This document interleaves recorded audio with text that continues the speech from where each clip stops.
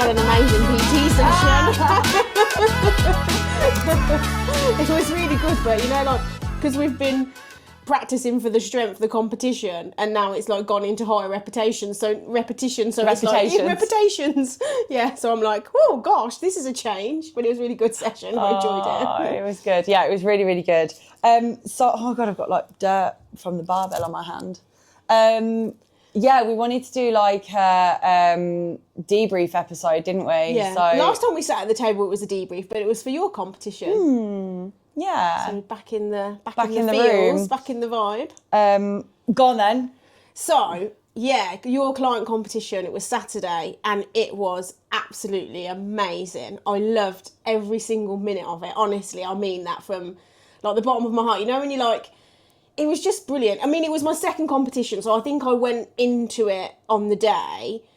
I kind of knew what was happening, so I was prepared. So that kind of made me probably a little bit more relaxed. I think also you know as well, the weeks leading up to it, I was putting a massive amount of pressure on myself. And you in one of the podcasts, you was like, the pressure is normal, but to put too much pressure on yourself, like you kind of need to figure that shit out. And I think I did. Like the week leading up to it, I was like in a good headspace, and I felt good. So now reflecting back on that, I'm like, why did you put that amount of pressure on yourself? But then equally, I'm like, maybe that's just a me thing, and I just have to learn to be better at managing that. Yeah, definitely. It takes time though. Like we spoke about, like I've done 17 comps. Yeah. And you only you learn something about yourself every single competition. Yeah. So I wrote out the comp overview this morning. And I actually asked ChatGTP, like, how many people do scary things? Yeah. And it said, like, in terms of, like, obviously it leaned into my clientele, and it was, like, powerlifting competitions, stuff like this, like, pushing yourself outside your comfort zone. It's, like, 20% of people. And then I said, how many people actually, like, execute it? And it's only 8% of people. So 20% that do the fear, but 8% the ones actually that execute their goals. Which is a really, really low statistic, which we thought was really interesting. We'll digress quickly, but we were talking in PT, weren't we, about like, and I don't like to talk about it, but the fat loss injection, and people do things because they crack under the pressure, but they also can't do the hard stuff. Yeah. And like we were talking about the fat loss injection and how like skinny is trending again, and that fucking heroin face, and like a lot of people are doing it as a quick fix and don't really realise the impact of what it's having on the long-term effects it has on your body and I guess in your mind as well. Because you're not really changing your mind, really, are you? Because something's masking where your mind needs to be more powerful. Literally, and that's the link, like that. I know I went on a little side note there, but that was the link, is the fact that like you actually, to do the hard stuff, to do something that pushes you outside of your comfort zone, it isn't an ability thing. Well, sometimes it is, but it's majority mental. Yeah. It's mental growth, and you actually finding a strength inside of you that allows you to make those difficult decisions to push yourself outside your comfort zone. So tell me about your day then. Okay, so arrived... Well, don't tell me, I was there, tell them. Yeah, so arrived, we do a weigh-in, and then we do sort of warm-ups, but Kate also does like a Kate TED Talk, but it's about the day, making sure you're safe, understanding commands, and really just, I think for me, and I hope it relates to everybody else that was there, but it's like, just enjoy the day. Like, I was very much like, I'm going to enjoy the day, and it doesn't really matter the outcome. I'm there, and I've pushed myself again out of my comfort zone by doing my second competition. So yeah, we warm up, we did squats first, and I did 90, which wasn't a PB for me, but I think I was really happy with the 90. I felt like I executed it well. So I was really pleased with that. And then it was bench. I did 57.5, so that was a PB for me, and I was well chuffed with that. I really wanted to do my 60, which I have done in training, but I just didn't have enough diesel in the tank. And then deadlift, that was a PB for me. I did 120, and I was so happy with that. And when I look back at the video that you took, I'm like, yep, I could have done more than that. So that's what I'm going to aim to do, try and better those. But What are the lessons that you've taken away from it? So this is quite interesting, actually. So something my dad taught me as a child was there's no such word as can't. And that is something that kind of internally sits with me. And I think, as my training, like I've struggled with my confidence a little bit and the fear and pushing myself out of the comfort zone. And I think during the competition, it's just like a reiteration of loose. There's no such word as can't. Like, you can keep pushing yourself and you will do what you want to do, because if your mind is powerful, it will allow your body to do it. So, but the vibe on the day as well it was just so relaxed and so chilled. Everybody was supportive and really pushing. Like, you say competition, and you almost think that you're competing against other people. And I guess to a degree you are. But for me, it's not me against the others, because I'm cheering them on. I want them to do their best. And for me, it was more of a competition against myself, like pushing myself. And I think that's what I really like about it. And everybody's just cheers you on, and it's just such a lovely vibe. And like Dale and the guys doing all the weightlifting and the refs and you and the score, like it was just a really, really friendly, almost like a bit like family type feeling. I know. Somebody said to me literally yesterday, was it you who said it? I don't know what. I was on the phone to somebody, and they said like what we do is so special because I think it was Rossi actually. And she was like, what you do is so special. Like, there's no coaching communities out there that are running client powerlifting comps, confidence shoots, retreats in Thailand. Like, you're saying everybody says they've got a coaching community, but it's just a WhatsApp group. You've actually got a fucking coaching community. Yeah. Like, you're bringing a group of people together to help them build relationships, help them support each other on pushing themselves on their journey. Like, it's such a safe space. Yeah. Like, it's such a safe space, and it's so amazing because I really love those days. Like, I love watching you grow, watching you achieve your achievements, but also like sometimes when it doesn't go to plan, like then taking the lessons from that and the learning to then execute it, to then get it next time. Like, stuff that you don't achieve first time is so much more rewarding than stuff that you get first time and tick off. So yeah, they're just such a fulfilling day. Yeah, and like when you don't get the lift you want, it's okay, and actually everybody's really supportive, because we all have good days and bad days, and you want to bring your best self to the competition and achieve everything, but sometimes it doesn't quite go that way. You don't actually know how you're going to react under pressure as well. Like, obviously little Lo had a bit of a blip on her first squat, but again, like, you don't know how you're going to feel. Like, 3 people said to me, oh my God, my legs feel like jelly. Yeah. But the thing is, for Lois's perspective, like, she had a wobble on her first lift. She could have easily just gone into, I don't want to do this anymore. But she didn't. She had some real emotional resilience, and she actually pulled it back and she actually smashed it, and then finished on a huge deadlift PB. Yeah. Like, the peak that we did with her was brilliant. Like, the most she'd ever deadlifted before we started training was 77.5. We did a 90 when she was like a stone heavier. No, everybody had such a good day. There's not one person that wasn't like stand out. Like Julie found another fucking gear. Yeah. I don't even know, like in training, I was like thinking I was gonna have to pull her lifts down, and all of her attempts I increased. Yeah. And there was still more in the tank. Yeah. So some people just find that extra gear under pressure. Jasmine was well funny. I was like, you need to find another gear for this lift. And she was like, why did my third feel lighter than my second? And I was like, because the thought of not getting it makes you find something else. Yeah. Interestingly with Jazz as well, like, one of the things at the competition is you can't really wear baggy t-shirts, because the refs need to be able to see that your squat depth is correct. Hold on, there's an alarm going off. It's birthday time. Oh, she has an alarm. It's someone's birthday. Happy birthday. Birthday's in the community, so I have to... Yeah, so at the comp, you can't wear baggy t-shirts, because the refs need to be able to see like your squat depth and just make sure. Squat depth, bun on the bench, head on the bench, all that sort of jazz. Yeah, so in Jazz, like, she always wears, and I hope Jazz doesn't mind me saying this, but she always wears baggy jumpers, a bit like I wear baggy jumpers as well.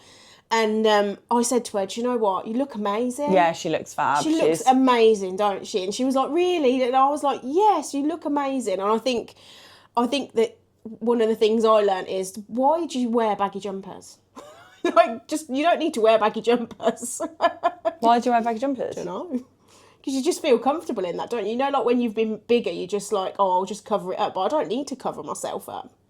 Because I've lost weight and I should be proud of it and I'm still on my journey. Do you know what I mean? But you know, when you look at pictures, you're like, oh, actually, why do I wear baggy jumpers? Do you want to know why I wear baggy jumpers? Why do you wear baggy jumpers? Because I wear free jumpers, so I need a baggy jumper to go over the top of the jumper. I wore a baggy jumper to PT today. Kate had to give me a t-shirt because I was sweating so much. I literally, I'm such a stinge. Like, we used to just never have the heating on in the house. This year, we've had it on all year round. Really? Yeah, so I just used to wear 2 jumpers. But you've got Reynards, haven't you? Or you think, yeah, like I feel my hands out and they're frozen. Yeah. I've got, like, when I PT'd full time, I used to wear 3 jumpers. So I had to have a baggy jumper to wear my 3 jumpers. Yeah. But, yeah. No, but it was, if for anybody that's on the, I don't know, like, wavering around doing a comp, you've just got to go do it. Like, push yourself and just do it, because it's just such a sense of achievement. Like, I love the world that we're in at the minute, where, like, movement and performance is pushing through.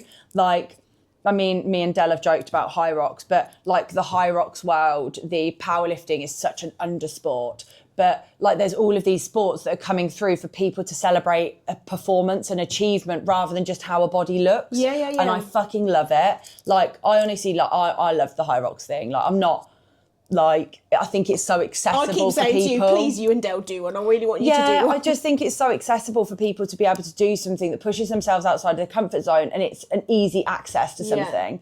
Like, powerlifting again, but, like, I love powerlifting because it's so easily accessible. All you need to do is have a barbell and a fucking bench and you can do it. Yeah. Like, it's not that hard.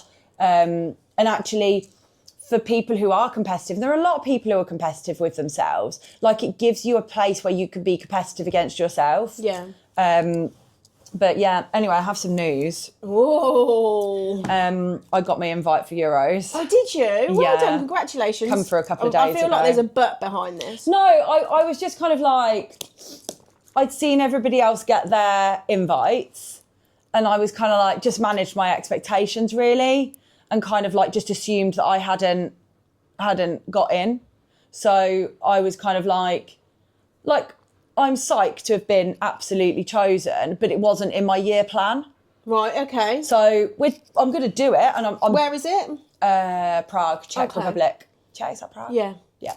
I had to check that. My geography is brilliant. Yeah. But yeah, I'm going to do it. I'm in a good space. But and when is it? I think I compete on the 5th of May. Oh, wow. So it's quite soon then. Yeah. I think it's just I think the reality, I need to actually accept it. But the reality is that I've just like realised I've got so much on again. I was going to say, you have got loads on. So how are you going to make that? I mean, you'll just make I just need to get through. No, it's like we've got nice stuff on. I just need to reframe my thinking about it. I've got a very busy, I've actually just got a really fucking busy year again. Yeah, and you're away as well, aren't you, in March? Yeah, we've got Mam Tour next weekend. Yeah, it's exciting. And then I'm like, you want to do that yoga sound bath? And I'm like, do I, don't I? Because I think Breakthrough finishes next weekend as well. So obviously we'll have to work next weekend, double shift. And then we've got Mam Tour, Breakthrough. You want to do the sound bath. Then we've got a whole weekend of Lift Club, Dell's dad's birthday, and I haven't actually spent any time with family, so I'm actually quite looking forward to that. That'll be nice. I'm a bit nervous. Was this the meal he was talking about when we went down to your comp and he thought... The meal's a surprise. And he thought I was you, and he was talking to me in the back of the car. Yeah, like I am actually really looking forward to that, because like, obviously, me and Del, like I love my family dearly, but we don't see as much of our families as some families do. Yeah. So I'm actually looking forward to spending some time with his family and getting to know them, because obviously, like, you don't just invite yourself to family things. No. Like, So it's nice to have been invited, but also nice that they're doing something that I can go to, because we've been together nearly 4 years now and I've not spent hardly any time with his family. So I'm really looking forward to that. I'm excited for you. I'm scared. And then... be on your best behaviour. I'll be on my best behaviour. And then, then we go to Dubai for 10 days. And then that until kind of May is quiet then, but that'll be my comp prep. Right. So I'll be knuckling down for competition. But then it's kind of like, I'm going to go to Thailand, aren't you? Yeah. Prague, confidence shoot, Thailand, and then it'll be the powerlifting comp again. And then I'll need to have a couple of quiet months. August, you're not going to see me. I'm going to hibernate somewhere. Hibernation mode. I don't blame you. But yeah, no, I am. I'm buzzing for it. Like, I am buzzing for it. I'm just very much in my... I've still got to process it. I haven't filled out the form yet. I need to fill out the form. I need to see what is involved and look at flights, and I need to organise myself before I can have the emotional reaction to it. Yeah. Do you know what I mean? Yeah, I'm the same. And also because it's been like I got the invite, and then I was like, I have to be selected. And then I was like, everyone else has been selected and I haven't yet. Like, maybe I was a backup. No, I'm joking. But like, who cares? I've been selected. You've been selected. I'm going. Yeah. So well done. Congratulations. We had a really good session last week. So. And do you know the other people that have been selected? Yeah. It's like the normal gang plus me. Yeah. And will you all kind of travel together? Is that how it works? No. So me and Dale will go together if Dale's going to come. I'm hoping he does. We'll go together, and then but you have to. I think the rules are like you have to stay there for a certain period of time. So you have to do like 3 nights in their official hotel, and then you have your competition day, and then they normally have a banquet. But I'll be honest, I'm probably just going to do the comp and then come home and maybe spend 2 days in Prague or whatever, because I don't want to be away from home that long. It's going to be, we're going to be busy. Yeah. I need to be, I don't know, I need to figure out my timings. Yeah. I just need to take the pressure off myself and go from that. Like, but the nice thing is with work, the way that I've structured the business this year is it doesn't rely on me doing discovery calls with new clients. We've built a model that is just, we've got a really good number of clients, we're retaining our clients, so there's less pressure from that point of view now. I don't have to bring in new business all the time. Yeah, that's a nice place to be, isn't it? So good. Like we've filled I advertised 6 spaces, we've filled the 6 spaces. I've got 1 space left, but I've got 2 calls today, 1 tomorrow, so that space will be gone. Yeah. And then that's it then. We don't need to push for new business again. We've filled what we've got. Our breakthrough has been incredibly successful. I had 15 calls yesterday, and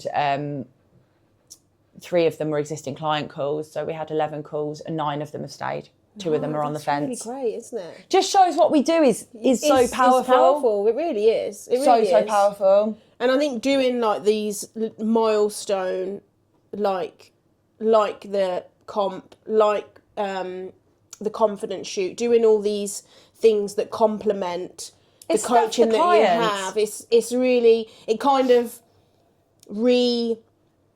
I don't want to say reignites, but it also confirms, reinforces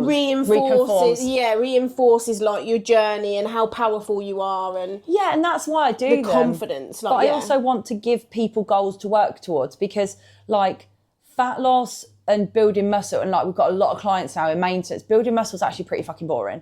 Yeah. It is just doing the do. You just got to turn up. Like, fat loss is fun because you're like, I lost a pound. I can see a difference in my body. Yeah. Whereas actually, like, with your building muscle, it's slow. Really? It's like a slog. Like, it's funny actually because Nathan compared my photos from when we first started working together to now. And like, even from June to now, like total recomp. But that's over like 8 months. Yeah, 8 months, yeah. Do you know what I mean? It's a long time. Yeah. So having these little things that they can work on helps people to stay more motivated. Yeah, and I think when you say as well it's a long time, I think that's also quite interesting, because when we first started, obviously we were talking about the injections and that, but I'm not necessarily talking about the injection, but things do take time to get to where you want to be, but you have to put in the consistent work to get there, right? Like, it's not just a quick fix. Yeah, and I think let's actually dig into that. So Lucy and I chatted a little bit about the injection on an earlier episode that didn't actually air, did it? No, I don't think we did. We were like, I like to sit on the fence. And I guess now where I want to sit with the fat loss injection is I don't really talk about it, because for my client base, I don't really think it's acceptable. Like, I've had a lot of people turning around to me and saying, oh, has it affected like your industry? And I would say, yes, it's affected the fitness industry and my friends who are fat loss coaches. Yeah. But because my message is different, you're more than that, aren't you? Yeah, you train, you don't look like you train. You want to get strong, you want to build confidence, and a byproduct of that is fat loss. Yeah. We don't just talk, obviously 90% of our clients want to achieve fat loss, but we're about like all of the other things that you get alongside it. And to be honest, that actually doesn't help me, because it puts me into a smaller niche of people. Yeah, I didn't think of it like that. But that's because, like, somebody who wants to do, and I have got a couple of clients who are on the fat loss injection, somebody who wants to do the fat loss injection, they're not my client, because they want that quicker fix result. However, we spoke about it in PT this morning, and I'm sorry, I'm going to be really controversial here. I actually understand people who have had problems with their weight for years and years and years and years and years. We're talking like 30, 40 years. I understand them doing it. Yeah. Because it does make your life a little bit easier. But what you need to be aware of is when you come off of that injection, you need to have actually worked on your habit building, because that fucking food noise, it's coming back. Yeah, it's a kickstart to give them the push to be able to then build the habits. But like you say, then you have to build the habits so that when you do eventually come off of it, you're not just going back to the starting point again. And a lot of coaches will like, oh, she's just said she did it. No, I get it. I get it if you've struggled with your weight for 30 years. If you've struggled with your weight for a fucking year, stop being so goddamn lazy and do the fucking work. Yeah. But equally, that person who struggled with it for 30 years does still need to do the goddamn work. Yes. Like the people we work with who have done the skinny pen, we have got a plan to get them off of it sooner rather than later. And that plan involves reverse dieting them up and helping them to build muscle. Because if you are looking like a fucking heroin addict on the fucking skinny pen and you've got no fucking muscle, you are not going to sustain your journey, because your metabolism is trashed and you're not going to be able to eat much food at all if you come off of it. And let's be honest, most people are going to use a skinny pen as fucking men use TRT. They're going to use it as a fucking way to, like, TRT is obviously testosterone replacement therapy. They're going to use it like that. They're going to be a really low dose to keep the food noise at bay. I reckon that's what people will do. But so what you're saying is then, with people that would come to you if they were on the skinny pen, is you would actually kind of reverse them into food and teach them that by having this amount of food, you're not going to gain weight, so that they can... The 3 people that I've had on the skinny pen, Derek's decided to put the Sonos on from the van. So the 3 people that I would... Hang on, let me just pause this. He's such a dick. It's a good tune, though. He loves Fred again in the morning. He's connected to the van. Needs to come out through here. Okay, so the few limited clients that I have who've been on Manjaro or the skinny pen, they have had a roadmap built for them to increase their food. So one client in particular, we got her from 1,300 calories up to 1,700 calories before she then reversed off of it. Another client that I've got on it at the moment, we ran a maintenance phase over Christmas, and then we took her off of it, and then we dropped her back into fat loss, and we've now had to focus on food volume and eating routine because she's struggling with food noise. Yeah. But we've got plans for every single person, and obviously strength training goes without saying. Yeah. But like,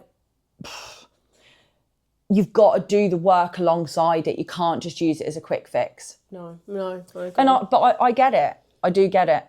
But it's not the answer to your problems. It's a quick fix. And that's the first time I've really spoken about it, because, like I said, it's one of those taboo subjects, isn't it? Especially for you, I guess, as a coach. Like, what do you say? Or how we've talked about trolls and stuff, but people are going to have an opinion about what you're saying. But I think if you're, I agree. I actually agree with what you're saying. I don't want to be too controversial. Like, I don't want to build a presence online over my bullshit opinions and then start to lose my voice because I'm trying to stand out. Yeah. I like to stay on the fence on some things because people are like fucking snowflakes. Everyone's offended by somebody's opinions of stuff, and I just like, I'm not in the world to offend somebody. And no, you're not in the world to offend somebody, but you're equally not in the world to not share an opinion. Oh that yeah, you I'll have. share my opinions and my views on things, but like I don't stay in my lane. Yeah. Like I've just said, we've got 100 clients and I've had 3 clients who are on the fat loss injection. Is that a high percentage of my clients? No, not at all. So is it a subject I need to talk about? No, not really. There we go. Yeah. That's that. And that's that then. There we go. But it's true, isn't it? It's true, yeah. Is it really something that we need to be worried about? No, not really. No, but like if you do listen to the podcast and you are somebody who is trying to work on fat loss and you're a Slimming World or a Weight Watcher and this, that and the other, like fucking spend your hard-earned hundreds of pounds on me rather than the skinny pen. Yeah. And on that note, ciao. Don't forget to subscribe. Like and subscribe. 212 on YouTube and like 2 something on Spotify. So we're making progress. Yeah, and our viewer numbers have dropped recently, so we'd like you to keep watching. Hopefully you made it to the end to watch this bit. Thanks for watching, everyone.